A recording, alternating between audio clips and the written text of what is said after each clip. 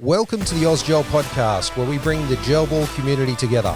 Each week we have a special guest where we talk about what's new in the world of gel ball, be it milsim, speedball, and everything in between. Now, welcome to our host. Hi, I'm Dan from Ausgel. I'm Morgan from Guerilla Blasters. And I'm Julia from Guerilla Blasters. And today we've got a bit of a sentimental podcast for you to view or listen to with the owners of the field that I first started really playing in.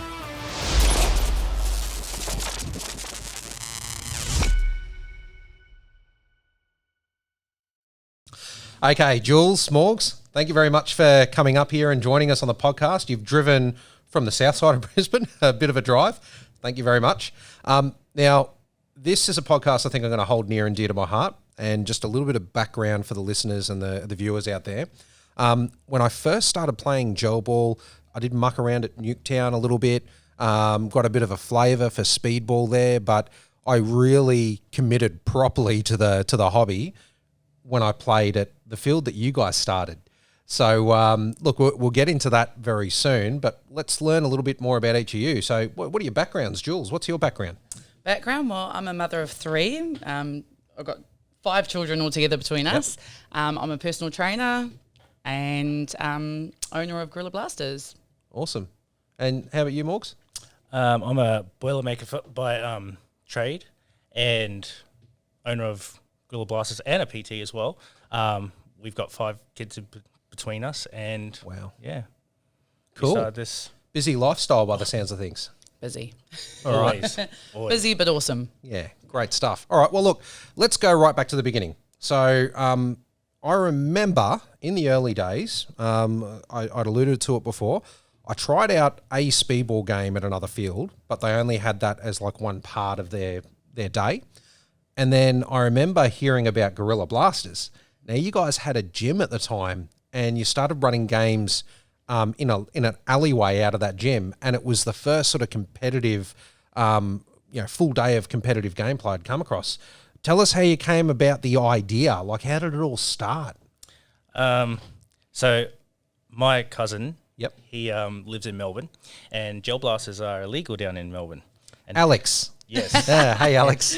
Yeah. And he said, bro, get yourself a gel blaster. And I'm like, oh, how much are they? And he told me, and I'm like, okay, sweet. I'll get one, but I'll get it in parts. I'll do it up all by myself. Did that, played around with it, and I think I sold it for $200, I think it was. I got it for $100, sold it for $200, and I was like, oh, where do we go to play? And I was like, oh, Nuketown's too far. I'll build my own. And that's how we basically started the journey. Yeah, wow. And there was a lot of work involved from what I remember. In fact, I'll we'll try and play some footage of those earlier days while we're chatting here, but I remember a lot of the gameplay from those days. You guys used to come out, and I know you had an arrangement with the businesses there where you could only run it on the weekends when they were all closed, and you had to come out and assemble the entire field every time. And what, hours and hours of assembly to get it? I think it was I used to do over in the first field was about 2.5 hours put up, and then maybe 2.5 put down, and that was all pallets and just wood I could scrounge together to put this field together. And you guys loved it. Yes. And then we got kicked out of there. Yeah. And we moved on to the next field, which was the next door neighbour. I asked him if I could use his driveway, because he had his humongous driveway, and he wasn't using it on the weekend. And That's when the work got harder. Oh, so really? I found the alleyway was awesome. It was an awesome setup. We had the OGs, like the Silverbacks at the time, that helped us, and we had our kids. Yeah. When we went to the next business, it was so much work, and we were doing it by ourselves with our kids. Our poor kids would like drag along in the mornings to put them all up and put them down. Then we did this deal with everyone that played at the comp was, hey guys, beers on for the ones that help us. It was done in 5 minutes.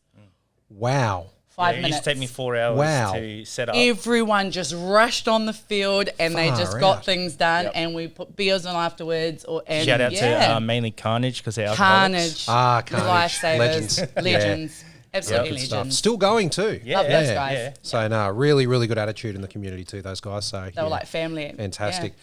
And I do remember that second field. So that was on like in a really big driveway area, like you're saying. And I think it was next door to the Vietnam Vets MC. Yes. Yeah, so that was pretty cool. But I do remember one of the first tournaments you had, so many people turned up. You had Tack Edge rocked up, and I think they were all playing in Shadow Company at the time. Yes. And, you had the Slops there, you had elements of the Silverbacks there, you had Wetwork. There were so many different teams there. Chunker. Oh, Tachanka, yes. Chunker. Far out. Who else did we have? We had Carnage. the Carnage was there. Squirrels. Yeah, Squirrels, I remember them, yeah. Squirrels. I think they're still going. They're still going, yeah. They're up on the sunny coast now, I think. We had, there was other ones. I can't even remember them. It was sort of where I think it was the first event where I think a lot of personality and character was given to each of the different teams. Everyone really started adopting their mascots and, and I remember that's when, even from, the Slop Raiders when I used to play, I remember we started really adopting the sloth, and we had a little sloth mascot, and then, Secret Squirrels had their squirrel everywhere, and it was just, it was a really sort of fun, casual moment in the history of Gel Ball, I think. It was, and we did a lot of squad picks, before and after, a lot of game footage, and I think it was really a time of everyone getting to know each other, and it was really awesome. Very, very cool. Really, really cool. And then, so that was the second iteration, and then we move into the third, which is where you guys are now. Now that's even undergone some transformation since then. But talk us through what that's been like. I mean, tremendous field now. Start from the start, babe. So we got kicked out of that other place as well because the other guy that was in the back, he didn't like coming in on Sunday and seeing all these people running around in fully tacked out gear. So he ended up whinging to the landlord and kicked us out of there. So I was like, okay, sweet. Where are we going to find somewhere in the next month? And by chance, I was on Facebook, and I found a place in Loganholme, and I just went, okay, sweet. We'll start with 1,000 squares. Yep. And we did that, and we filled that out with containers, any container I could find. Yep. Basically, just so we could get run-throughs, so we could have some people so they could watch on the sideline and stuff like that. So just remembering, though, that this was dirt. Yeah. This was fully dirt. There was nothing established there, like nothing. Yeah. And so when, I remember that first photo that we took. Yeah. And it's just Morg standing there with a big crane or something behind us. It wasn't Excavator. ours, the excavator. And it was just right there. It was a moment, Yeah. Might get a little bit emotional because it's been a journey. It Yeah. really has. And a really big one, because now you've ended up with a field that looks like something out of Mad Max. It's like a post-apocalyptic city. Yeah. It's pretty cool. We're going to be expanding again. Yep. We're just finalising some things at the field now. And, but yeah, once we get up, there's a couple of different game modes that I'm really, really... You ever seen Swamp Sniper? Yes. So the zombie one, we have a version of that already built. It's ready to rock and roll. Nice. I like it. For all those zombie lovers out there. Yep. But, with that, need more land. And I keep telling the landlord, just keep on filling, brother. We can make it happen. He keeps budging him. I love it. Yeah. Love it. So when we started that field, he gave us our 1,000 squares. And basically... How many containers did we start off? When we start off with 1, 2, 3, 4, 5. And just remember, these weren't cleaned out containers. These are containers that we got for cheap, and Morgs had to do them all up. Yeah. I still remember him doing the gym. So our gym's made of 7 containers wide. Yeah. We had that place wet. There was just rain coming. So you guys still run the gym business as well? It's underneath. Oh wow! Absolutely. Okay. Our, Far out. Yeah. So Jeez. we did that in the rain. So me and one of my boys pulled them all together, and we've got pictures of it and video of just water just coming through Just the rain. gaps. Jeez. Just going through whatever our it gym. takes, to get it done, so that when we run, we can run hard. And this is the part of business that I think a lot of people don't see. And I think it's really important. We were having a chat before this podcast started about costs involved in running a business. And I think one of the things I noticed in Gel Ball was, right back at the beginning, before everyone, were sort of... Before everyone was a legitimate business, before everyone was operating out of brick and mortar stores and properties they had to pay leases on, there was a bit of a margin in Gel Blasters. But one of the things that happened was all these extra costs started coming in for the companies, but you couldn't increase the price of gel blasters to match because everyone would whinge about it.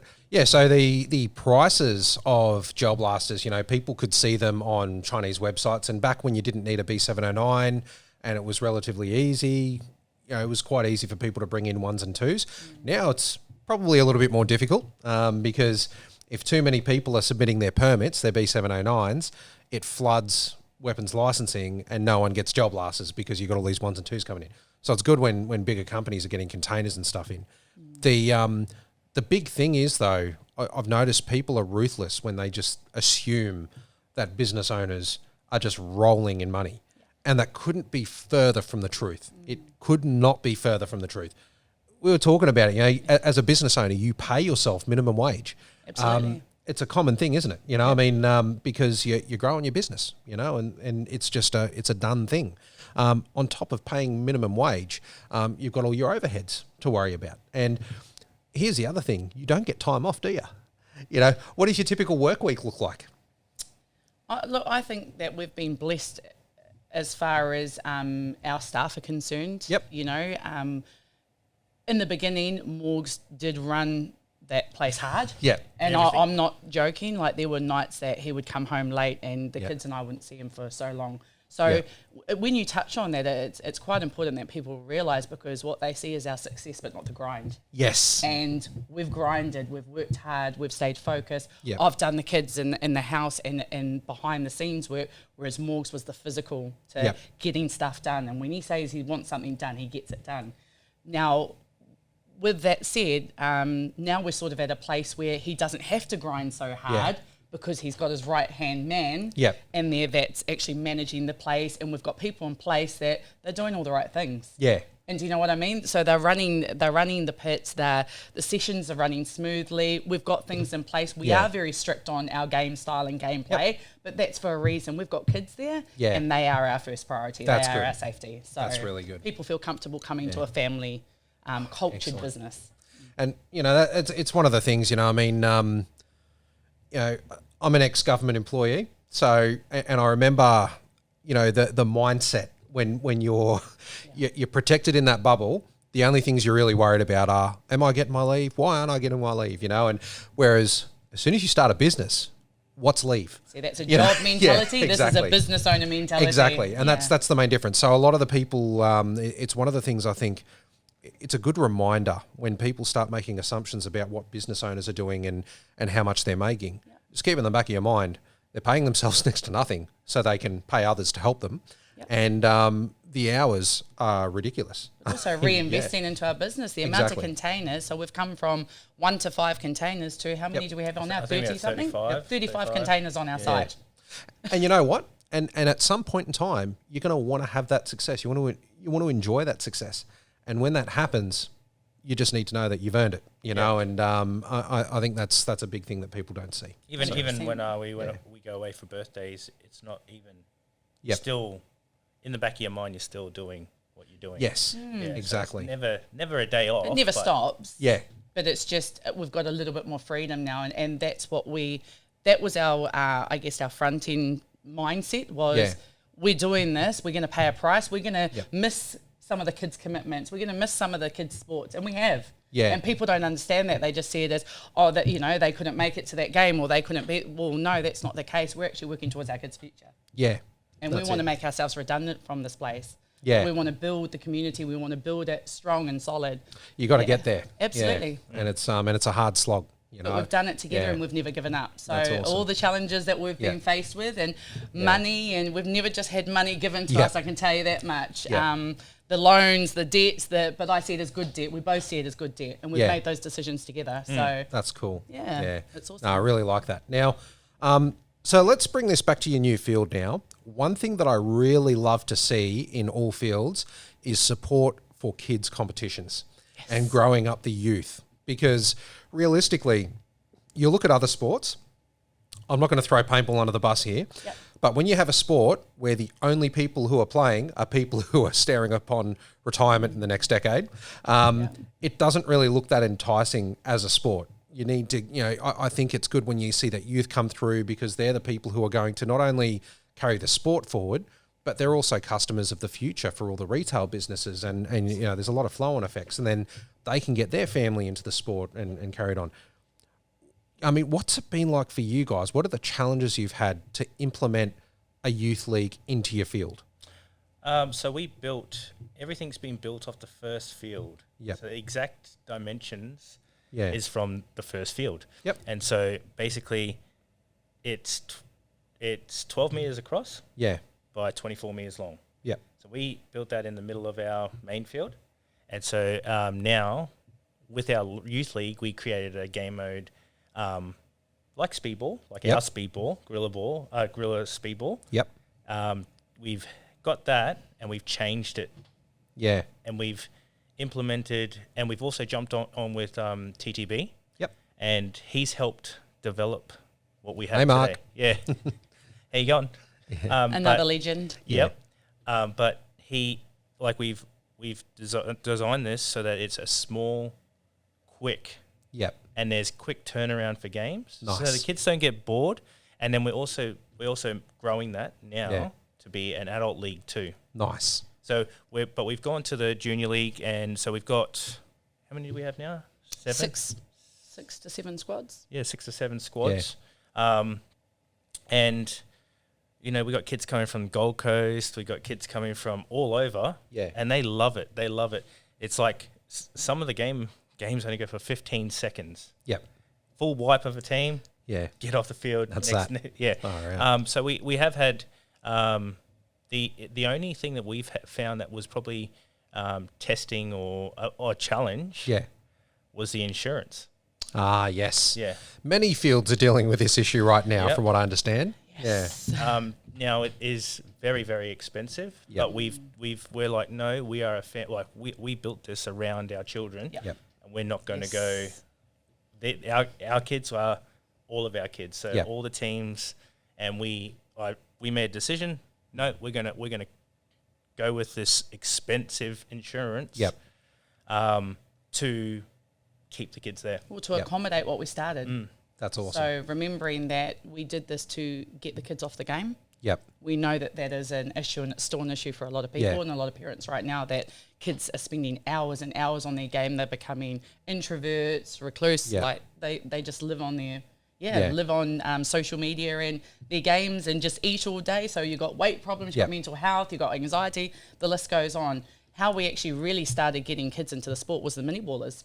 That's awesome. So on the Fantastic. Tuesdays, that's how we created a kids only Yeah. session for 2 hours, and we made it so it was after school. And it's affordable too. And it's Nice. affordable. That's good. That's how it's grown into the junior league. Good from stuff. mini ballers. I've got some great memories of even some of the earlier days at Guerilla, and and I don't get out to games as much as I used to, obviously. Well, no, not really at all. No. It's too busy. Yep. But I do find that when I do get the rare opportunity to at least go and watch, I miss a lot of those styles. I mean, I remember vividly from, I think it was the second field and even the third field, when you guys started having those speedball competitions, it was the only competition where I sort of felt like it was more about endurance and pushing through rather than quick slides and parkour, Yeah. which is what it's sort of become now. But that endurance side, I vividly remember slop raiders, from the team I was on at the time. There'd be times where they'd be pushing themselves so hard they're throwing up while they're playing, and I mean, people were really pushing, because you basically just, it was like a line in the middle of the field and you're either pushing forward or pushing back. Yeah, and for sure. and you would do it for the duration of the game. Yep. And it was just the competition back then. I remember leaving those days absolutely gassed. Yep. I mean, it was cool. Definitely. And those Yeah. were longer days as well. Like a lot of people still have that memory of, Yeah. Guerilla Blasters comps, they run all day and they Yeah. go into the, well, it's not like that anymore. Yeah. So it has sped up. We've learned Yeah. a lot from, those old Yeah. days. And they were epic Yeah. though. We can't turn those back around. They were the It was a good original. time for it though, because it was amazing. like gel ball back then, there was only really Guerilla, Newtown, and Donnybrook. I think that was it at one point. And one of the things I really liked was tournaments would only occur once per month. So, I mean, people could go about their lives, enjoy their lives, and then look forward to that 1 month. I remember as the Slob Raiders, we all used to be in Facebook chat groups, and we'd be talking about the blaster we're teching and, you know, what our next build is. The team would be getting everything ready. Yeah, exactly. Yeah. And it was your social interaction. You know, once a month, everyone would come there, you catch up with all the people. Yeah. And whereas nowadays, I think one of the big issues is so many teams out there, you know, there's so many competitions now that a lot of the teams, I think, are burning out. Yeah. So, you know, and so it's good that you guys have jumped ahead of that and realised that. And, it's good. Yeah, well, at the moment, we still playing the same game modes. We've also changed a couple during, the last 2 years, I think. Yeah. So we don't, with our league, we got a Ballers League. Yep. And we have Speedball, Guerilla Speedball. Then we play Rush, which is another game mode. Ah, nice. So it's a bit more... Yep. sorry. Rush is more like capture the flags and then capture a spawn point. People are starting from opposite corners of the field, I've seen. No, not that one. Oh, not that one? Not that one. How's it work? So that one there is basically you start on, you've got to capture all points on the field. Yep. And eliminate everybody off the field. And the fastest time wins. So it's more of a speed mill sim. Yeah. Interesting. Yeah. So And what was our very, fastest time? Yeah. I think it was like 4 minutes, but that was back when we had the How do you capture a point? you just got to get on it Yep. and then not be shot. Ah. Yeah. Touch There's like a it. So time there's thing where you 5 touch pins it. on Touch the it field and that then- we do a tour before it starts, so everyone knows where to go. And there's refs Everyone there has watching to it all? touch Yeah. Yes, there's a Cool. ref at every spawn point. Nice. And everyone in your team has to touch it. If you don't, you get deducted Yeah, points. deducted. Yeah. Okay. So it's a time. Cool. What is it called? That's Time. different. That's cool. Oh, Yeah, it's very, very awesome. different. Then we Yeah. have Gorilla Ball, which Yep. is the like maximum of 20 seconds Yep. gameplay, and then we have Heist, Heist. Yep. and that's the cops and robbers. Yes. Ah, Yeah, nice. so you got to Excellent. hold, get as much gold out, and while police Yep. are trying to destroy It's your full team. on. Yep. Yeah. Ah, nice. Empty the gold into the tyre by the car, and most gold Fantastic. wins. Yep. Oh, I love it. Yeah. Oh, so- that's cool. So we with that we didn't want it to be all just one game mode. Yeah. And I personally love team games. Yep. Like Medic, where that you have to use your team to, Yep. eliminate the rest of the people on the field. So that's why we designed Rush, and then from Rush we designed Heist. Yep. And they're like endurance based. Yeah. And they're very team orientated, so they keep your team That's really, really cool. close. So, I think all of our game modes are endurance based. oh yeah. Hence why we used to have the why we have trainings for Yeah. our battalion. Yeah. We do it to keep everyone in good, fitness. Yep. But also for to avoid injuries and that as well. And people Yeah. don't realise that. They go, why do you have trainings for? Well, there's a reason why we do everything Yeah. at the pit. So you're conditioning your teams to be able to, Absolutely. Be able to excellent. hold their That's own good. on the field. the best and performance. And do you know what? The amount of people in our battalion that have lost weight, Yeah. and I'm talking 20 kgs plus just by Yep. playing gel ball. Wow. It's massive. That's pretty cool. Yeah. And they feel so good. Yeah. I've had Oh, guys that's come out and brilliant. say, I've been playing gel ball for a year. Yeah. I lost 60 kilos. Yes. Holy. Absolutely. yeah, We yeah. need to Yeah. do stories on these because the Jeez. testimonies are amazing and There's that as a North Hill. I think he's another one of those guys. He goes to a lot of fields. Yeah, and yeah, yeah. Yes. and he's lost a massive amount of weight playing the game. yep, which I is, believe it which is because pretty we've got cool. a lot of our own. On that as well, we've also had, what do they call them? Psychs Yep. message us and Yes. tell them about the kids that Yeah. they're dealing with, saying Yeah. that just from coming to our mini ballers, they've seen them. They don't come in. They're not shaking anymore. They're Yeah. they're coming in. They got a bit more confidence. They talk a bit more about. Not as They angry. talk more. See, that's really good feedback as well. It really is. Yeah, Yeah. we've posted that on our page. Yep. But yeah, even their parents have said, "Oh my God, this kid is leaping and bounding." Yeah. And so it was really, really interesting to see that, and exciting too, is that we're helping other kids from just playing a sport where you shoot each other. Yep. Yeah. And that's a really good message. So for any regulators that might be watching, take heed of stuff like this because I mean, right now when we're coming, through, well, I guess it's not the tail end of the pandemic, but we're still right in the middle of the pandemic. But as it starts to taper off, we need to look at things like solutions to mental health challenges that people are facing, and whether or not you agree with the look of the sport, it is a sport that is helping people. And if you take that away from people, you are negatively impacting a lot of lives. So definitely something for regulators to consider when they are actually consulting with the industry. Well, even on that, just saying, if you look, I talked to Mark from TTB, and I was like, we're having a good conversation. And basically he said, all the kids that don't like playing sports, guess what they like doing? They like playing COD. Yes. They like playing Battlefield. They like playing this. Exactly. So it's what people like to do. And do you they're going to get it anyway. One of the challenges too is, these kids that actually like playing video games, but they have got anxiety. Yeah. They have got depression, and they are scared.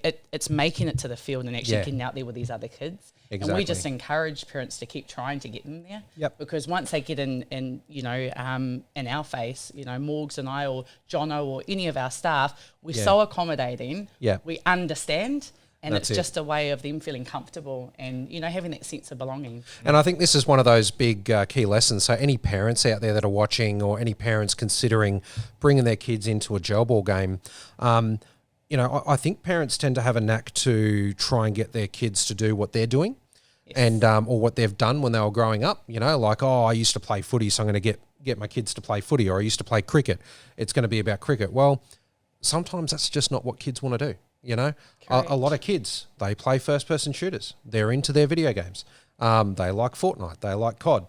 It's a fact of life. Yeah. It is in this current generation of kids. So the only way you're really going to entice them is to show them that there's some way for them to do what they're doing in the game in real life without actually really hurting anyone. So and don't see it as a negative. I think a lot of parents see it as a negative where, kids holding guns and shooting people and all those things. So immediately they think, why would I want to put my kids into something like that? When they've got to see the positives that can come out of this as well. It is a sport that's growing. Yeah. It is a great way of kids interacting with other kids, running around, losing weight, building their confidence, and so many other factors. Exactly. And it's so affordable. That's the big one. Do you know what? We get that a lot from a lot of parents. So it may not always be the adults that come through, but a lot of parents say to us, is that all? You're telling me we can drop our kids off and leave them there and that's all we're paying for the day?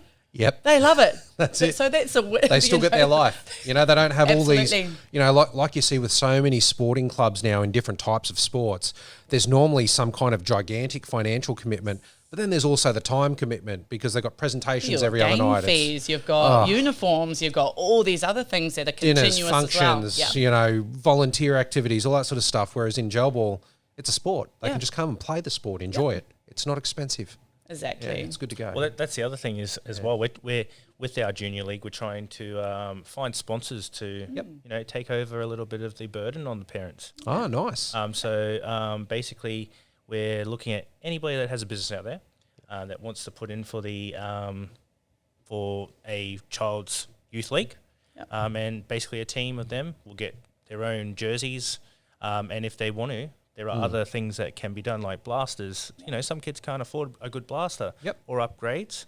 So that's something that, if anybody's out there that wants to, put something up for the kids, let us know. Just message us through Guerilla Blasters, and we'll make it happen. We're quite happy to be transparent in where that's going as well, because there will be some people that go, right, where's all this money going? Yep. So we've already talked about it. We've sat around the table with Jono, and we've discussed in which areas they would go to and what they'd get for that. And just so it's all transparent and legit. That's cool.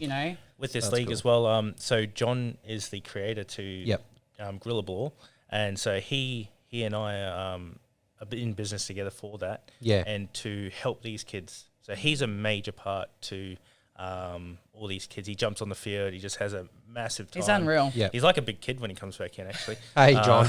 Do you know what? It's probably the most we see John happy. Like you can just see he's so passionate when he's out with those kids, and the kids just love him. They adore him. I'm pretty sure he just wants to shoot them all, but he doesn't. So, which is it's okay. He'll get his turn because we've got a couple of kids that are in our league. 16. So when they turn 16, they come into our league. Ah, nice. And there's this one. So kid, this is the conditioning process. His name's, we call him Flash because everyone gets a call sign. Yep. And so his name's Flash.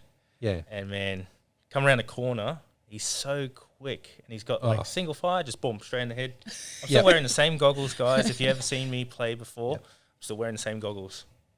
I don't wear the face mask. ski goggles? Yep, Yes. I don't wear face mask. 'cause Very brave. That's for Yep. pussies. But but yeah, I still wear the same goggles. Don't wear anything on my face, and he just smacks me straight in the forehead every time. Man. He's small, and he just loves it. Just loves it. There's a lot of little protege kids out there, I think, at the moment, and We've got some awesome ones coming through. it's going to be fantastic. So I'm so thrilled to see the industry grow like this, and both of you have been completely instrumental in the growth, especially around the kids. I mean, the stuff you've done at Guerilla is amazing. But look, let's start to wrap it up there. So look, firstly, thanks very much for coming out here. Thank you. Amazing having you guys both on.